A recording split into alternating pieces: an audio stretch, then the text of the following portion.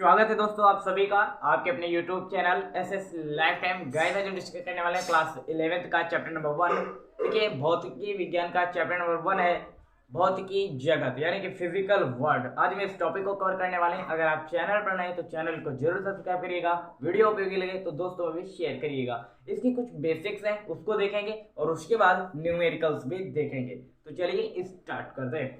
देखिए सबसे पहले आपको समझना होगा इसकी प्रस्तावना को, इंट्रोडक्शन को। ठीक है, क्या है प्रस्तावना? देखिए जो साइंस शब्द है ये लैटिन शब्द के सेंटिया से लिया गया है और जिसका अर्थ होता है जानना। आप यहाँ पर इसे नोट है आप देख पा रहे होंगे। ठीक है, साइंस शब्द जो है कहाँ से लिया गया है? वो सेंटिया है जो लैटिन भाषा का एक शब्द है जिसका अर्थ होता है जानना। वहीं से ये साइंस शब्द लिया गया है। उसके बाद आता है भौतिकी क्या है, व्हाट इज फिजिक्स। भौतिकी क्या है? ठीक है, भौतिकी का मतलब क्या होता है? देखिए भौतिकी को अंग्रेजी में फिजिक्स कहते हैं। भौतिकी को अंग्रेजी में फिजिक्स कहते हैं जो फ्यूसिस नामक शब्द से लिया गया है। ठीक है, किससे लिया गया? फ्यूसिस। देखिए प्रारंभ में इसे हम प्रकृति कहते थे, इसका अर्थ क्या होता था? प्रकृति। लेकिन अगर हम उससे भी पहले बात करें तो इसे हम प्राकृतिक विज्ञान के रूप में जानते थे, जैसा कि आप यहाँ पर देख पा रहे होंगे। क्या है कि भौतिकी को अंग्रेजी में फिजिक्स कहते हैं जो ग्रीक भाषा के शब्द फ्यूसिस से लिया गया है और जिसका अर्थ होता है प्रकृति, नेचर। प्रारंभ में इसे हम प्राकृतिक विज्ञान भी कहते थे यानी कि नेचुरल साइंस। उसके बाद दिया गया है कि द्रव्य, मैटर। मैटर क्या होता है? देखिए द्रव्य वह होता है जिसमें कोई एक द्रव्यमान होता है और स्थान घेरता है, वो पदार्थ कहलाता है या द्रव्य कहलाता है ना। और उदाहरण इससे देखें तो लोहा पत्थर सोना या कुछ और भी दिया गया होगा आपकी पुस्तक में। अभी तक लोहा पत्थर सोना इत्यादि ही ठीक है, और भी दिए गए होंगे वो आप खुद से पढ़ने का प्रयास करेंगे। द्रव्य की 3 अवस्थाएं होती हैं, ठोस द्रव गैस। हालांकि ये हमारा टॉपिक नहीं, फिर भी मैं कुछ इसकी बेसिक्स बता दे रहा हूँ। ठीक है, इसे ठोस द्रव और गैस के रूप में भी जानते हैं। द्रव की 3 अवस्थाएं होती हैं, सॉलिड, लिक्विड एंड गैस। ठोस की बात करें तो इसका आयतन एवं आकार दोनों निश्चित होते हैं। सॉलिड कि देखिए आयतन और आकार दोनों निश्चित होता है। लिक्विड की बात करें तो यहाँ पर होता क्या है कि आयतन निश्चित होता है परंतु आकार नहीं निश्चित होता। और गैस की बात करें तो यहाँ पर आयतन और आकार कुछ भी निश्चित नहीं होता। उसके बाद हम देखेंगे ऊर्जा। क्या है ऊर्जा? देखिए कार्य करने की क्षमता को ऊर्जा कहते हैं। ये आप पुराने किताबों से ही पढ़ते चले आ रहे हैं, ये आपको परिभाषा बताने की जरूरत नहीं। लेकिन यहाँ पर एक प्रसिद्ध वैज्ञानिक ने जो समीकरण दिया वो जानना आपके लिए बेहद इंपॉर्टेंट है। क्या कहा गया है? ऊर्जा। किसी वस्तु के कार्य करने की क्षमता को हम ऊर्जा कहते हैं। लेकिन आइंस्टाइन के अनुसार क्या कहा गया कि ऊर्जा तथा द्रव्यमान ये एक ही सिक्के के दो पहलू है। ऊर्जा को द्रव्यमान में तथा द्रव्यमान को ऊर्जा में बदला जा सकता है, वो यहाँ पर दिया गया। लेकिन इसका समीकरण क्या होगा? E बराबर mc²। ये समीकरण आपके लिए बेहद इंपॉर्टेंट है। आपका कॉम्पिटिटिव एग्जाम हो, एनुअल एग्जाम हो या हाफ ईयरली एग्जाम हो, कहीं भी ये क्वेश्चन पूछा जा सकता है। तो इस टॉपिक को मत छोड़ना। ठीक है, बेहद इंपॉर्टेंट है। क्या कह रहा है कि द्रव्यमान को ऊर्जा में था, ऊर्जा को द्रव्यमान में बदला जा सकता है। E बराबर mc²।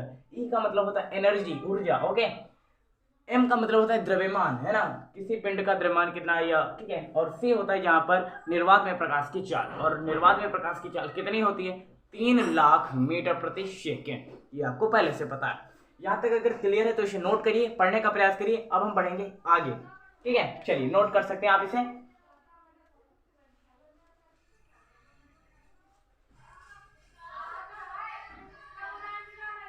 देखिए ये चीजें जो है आप अपने पुस्तक से भी पढ़ सकते हैं, लेकिन हमारे थ्रू आपको ये सीखने को मिलेगा कि कौन सी चीजें इंपॉर्टेंट है, क्या पढ़ना चाहिए और क्या नहीं पढ़ना चाहिए। इतने कम समय में हमें कौन सी चीजों को पढ़ना है और किन चीजों को स्किप करना है। बस यही तो आपको ऑनलाइन क्लासेस में सिखाया जाता है, या फिर बात करें कहीं भी आप कोचिंग करें, चीजें तो यही बताई जाती हैं। ठीक है, चलिए उसके बाद आपकी पुस्तक में दिया गया होगा कि भौतिकी का कार्यक्षेत्र तथा रोमांच। ये इसमें देखिए थ्योरी है, वो आप खुद से करने का प्रयास करेंगे। और भौतिकी, प्रौद्योगिकी एवं समाज कोई इंपॉर्टेंट नहीं, आप खुद से किताब से पढ़िएगा। ठीक है, और यहाँ पर भौतिकी देखिए भौतिक के कुछ अग्रणी वैज्ञानिकों के बारे में दिया गया, इसको आप खुद से करने का प्रयास करेंगे, पढ़ेंगे अच्छे से। 2-4 क्वेश्चन यहाँ से पूछे जा सकते हैं आपके हाफ ईयरली एग्जाम में। ठीक है, चलिए अब हम देखेंगे प्रकृति के मूल बल कौन कौन से हैं। चलिए इसे रफ करते हैं, उसके बाद बढ़ेंगे प्रकृति के मूल बलों की तरफ।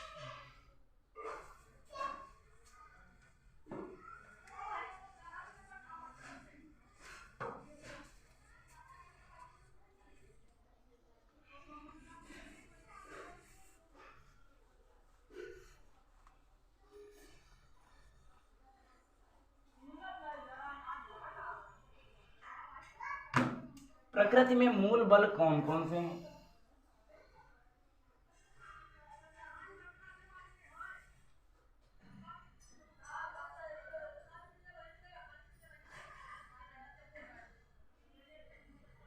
प्रकृति में मूल बल 4 है। नंबर 1, नंबर 2, नंबर 3 और नंबर 4।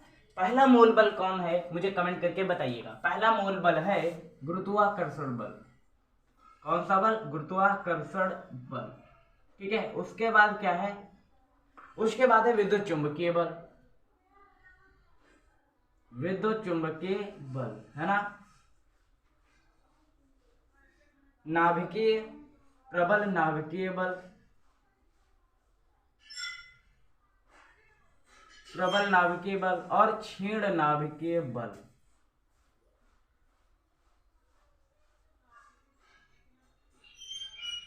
ये जो प्रकृति में मूल बल है ये 4 मूल बल है। कौन कौन से? गुरुत्वाकर्षण बल, विद्युत चुंबकीय बल, प्रबल नाभिकीय बल और क्षीण नाभिकीय बल। ये जो बल है 4, ये प्रकृति में मूल रूप से 4 बल पाए जाते हैं, जो कि आपके सामने नोट है। ठीक है। इसके बाद आपको यहाँ पर पढ़ना है गुरुत्वाकर्षण बल या गुरुत्वीय बल क्या है। चलिए इसे देखते हैं। ठीक है। तो इन चारों बलों के रूप में हम धीरे देखिए क्रमशः एक एक के विषय में पढ़ेंगे। ठीक है। बिल्कुल कंफ्यूज मत होइएगा। चलिए इसे हम रफ करते हैं फिर ही पढ़ेंगे।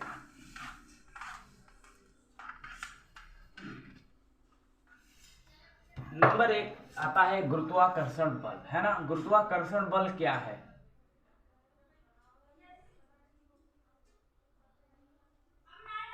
देखिए परिभाषा जो आपकी किताब में दी गई है सबसे पहले मैं वही नोट कराऊंगा, उसके बाद समझाने का प्रयास करूंगा। आपकी पुस्तक में परिभाषा क्या दी गई है? दो वस्तुओं के बीच, ये मार्कर चल नहीं रहा, चलिए, दो वस्तुओं के बीच गुरुत्वाकर्षण बल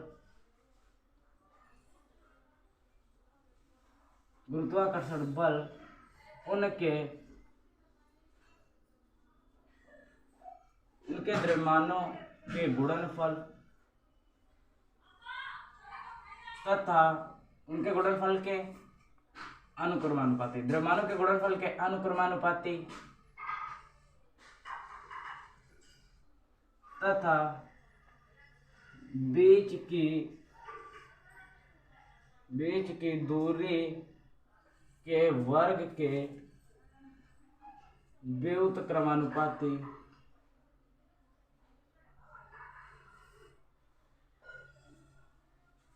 होता है। क्या दिया गया आपके पुस्तक में? गुरुत्वाकर्षण बल क्या होता है, यानी कि दो वस्तुओं के बीच गुरुत्वाकर्षण बल उनके द्रव्यमानों के गुणनफल के अनुक्रमानुपाती तथा बीच की दूरी के वर्ग के व्युत्क्रमानुपाती होता है। समीकरण आपके पुस्तक में दिया गया F बराबर G = m1 m2 बटे r²।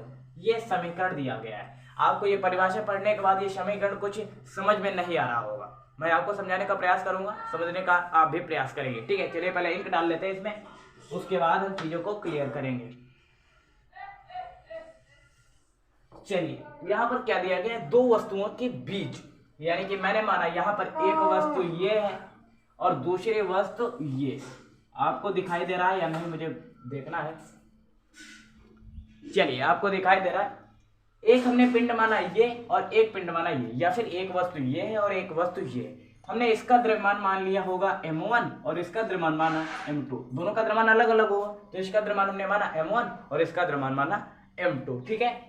ये दो पिंड है, ठीक है, या फिर दो वस्तुएं, दो वस्तुओं के बीच गुरुत्वाकर्षण बल, और यहां से यहां तक की जो दूरी है वो r हमने मान लिया।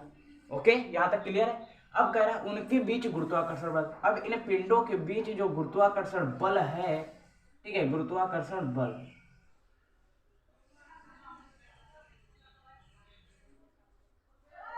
बल उनके द्रव्यमानों के गुणनफल, यानी कि गुरुत्वाकर्षण बल F बराबर उनके द्रव्यमानों के गुणनफल, यानी कि m1 और m2 का गुणनफल हो गया के अनुक्रमानुपाती है। पहला तो ये समीकरण बन गया है ना। पहली कंडीशन क्या बनी? पहली कंडीशन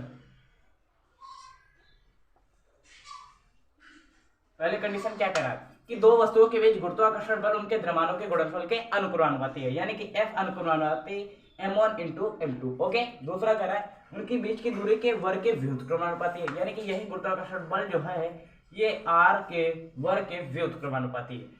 यदि हम समीकरण 1 और समीकरण 2 को एक में ही कंपेयर करें तो कुछ इस तरह से होगा, F बराबर अनुक्रमानुपाती m1 इंटू बटे r स्क्वायर।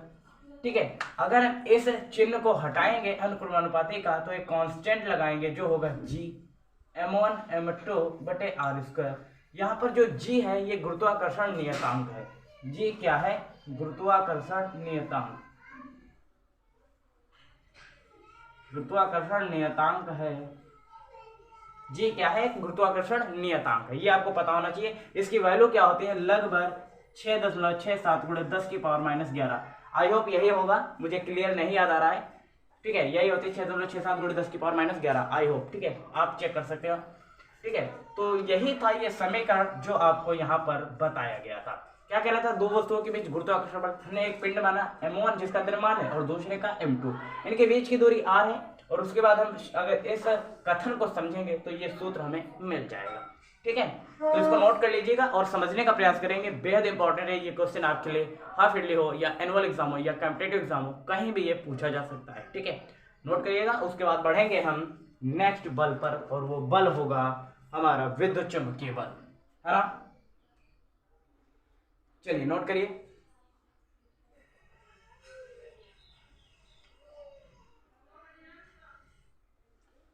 नोट हो गया? चलिए स्क्रीनशॉट ले लिया करें ताकि आपके लिए ये चीजें आसान हो जाए। चलिए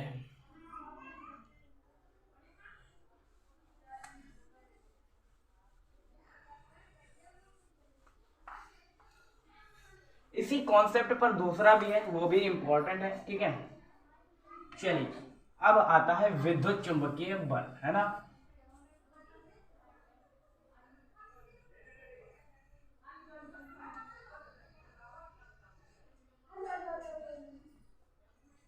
विद्युत चुंबकीय बल क्या होता है? आपकी पुस्तक में दिया गया है विद्युत चुंबकीय बल आवेशित कणों के बीच कार्य करने वाला वह बल है यदि आवेश एक निश्चित दूरी पर विरामावस्था में है तो उनके बीच कार्य करने वाला बल स्थिर वैद्युत बल होता है। यानी कि आपको स्थिर वैद्युत बल के बारे में पढ़ना है, स्थिर वैद्युत बल। ठीक है, यहाँ पर ये जो परिभाषा दी गई है वो आप पुस्तक से पढ़ने का प्रयास करेंगे। स्थिर वैद्युत बल क्या है उसके बारे में आपको समझाने का प्रयास करूंगा। ठीक है, एक बार फिर से आप परिभाषा पढ़ने का प्रयास करें कि विद्युत चुंबकीय बल आवेशित कणों के बीच कार्य करने वाला वह बल है यदि आवेश एक निश्चित दूरी पर विरामावस्था में है तो उनके बीच कार्य करने वाला स्थिर वैद्युत बल कहलाता है। ठीक है, चलिए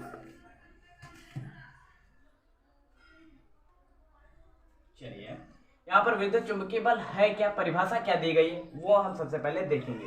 यहाँ पर परिभाषा दी गई है दो बिंदु आवेशों के बीच,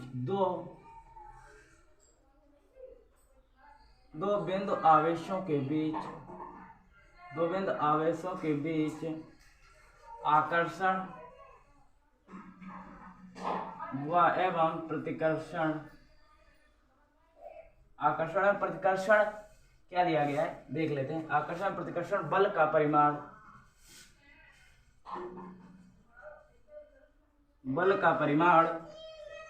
दोनों आवेशों के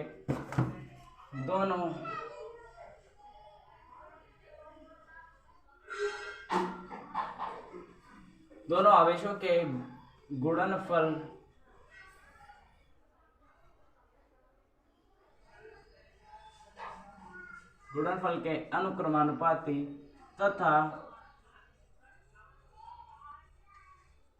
बीच की दूरी के वर्ग व्युत्क्रमानुपाती